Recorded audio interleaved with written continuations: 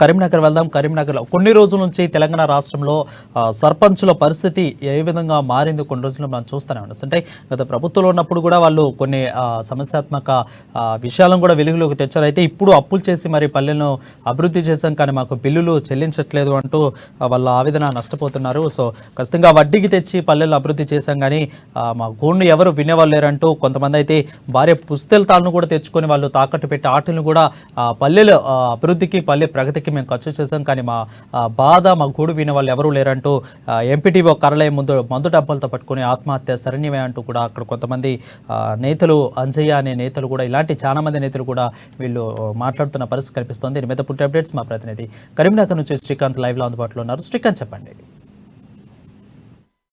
Good evening Varun. ఏదైతే గత BRS దశాబ్ద కాంగ్రెస్ పార్టీ అధికారంలో ఉండడంతో అప్పుడు ఎన్నికల సమయంలో సర్పంచ్ ఎన్నికల సమయంలో కూడా ఏకగ్రీవ తీర్మానాలు చేతికి ఆ గ్రామ పంచాయతీకి 15 లక్షల రూపాయలు 10 లక్షల రూపాయల వరకు కూడా ప్రకటించిన విషయం తెలిసింది. అంతేకాకుండా ఏదైతే సర్పంచులు బిల్లుల విషయంలో చాలా ఇబ్బందులు ఎదుర్కొంటున్న పరిస్థితి. అయితే ఇటీవల కాలంలో గత 2 నెలల క్రితం కూడా సర్పంచుల పదవీ కాలం ముగిసిపోవడంతో కూడా ఆ సర్పంచులంతా ఆందోళన వ్యక్తం చేస్తున్నారు. ఇటు రాష్ట్రంలో కాంగ్రెస్ పార్టీ అధికారంలోకి వచ్చింది.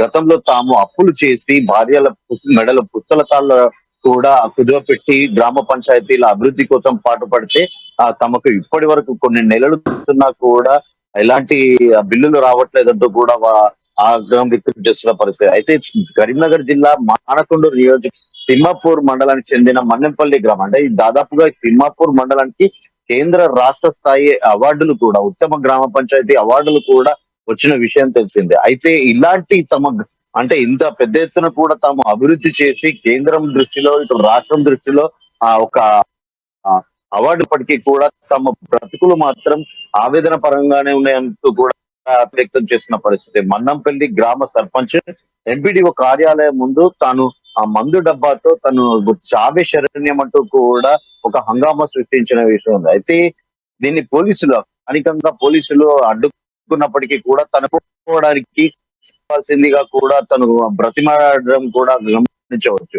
సర్పంచులు లక్షలు వెచ్చించి గ్రామంలో అభివృద్ధి, అంటే ముచ్చటగా 3వ సారి కేసీఆర్ సర్కార్ వస్తుందని భ్రమపడిన గత బీఆర్ఎస్ పార్టీ సర్పంచ్ మొండి చెయ్యి ఎదురైందని చెప్పవచ్చు. దీంతో వాళ్ళంతా కూడా భవిష్యత్తు ఎలాంటి పరిస్థితుల్లో ఎదుర్కోవాల్సిన ఇబ్బందులపై తామంతా కూడా చాలా ఇబ్బందులు ఉన్నాయి. ఇప్పటికీ వడ్డీలు కడుతూ వస్తున్నాము కానీ తమకు ఎలాంటి బిల్లులు రావట్లేదు.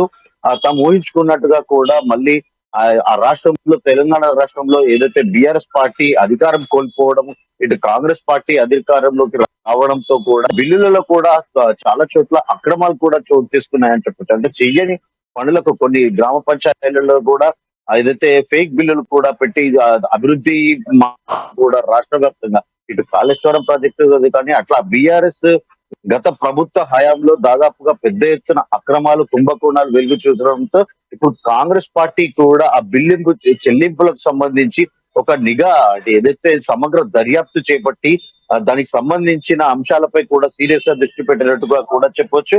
ఇటు ధరణి భూ సమస్య, అంటే రాష్ట్ర వ్యాప్తంగా కూడా రియల్ ఎస్టేట్ మాఫియాపై కూడా ఏదైతే రేవంత్ రెడ్డి సర్కార్ దృష్టి సారించి ధరణిపై కూడా ప్రత్యేకంగా ఒక లోటుపాట్లు, ఏదైతే స్పష్టమైన ఒక ప్రణాళిక తీసుకొచ్చే విధంగా కూడా తీసుకురావడం జరిగింది. Varun. Srikanth for the updates.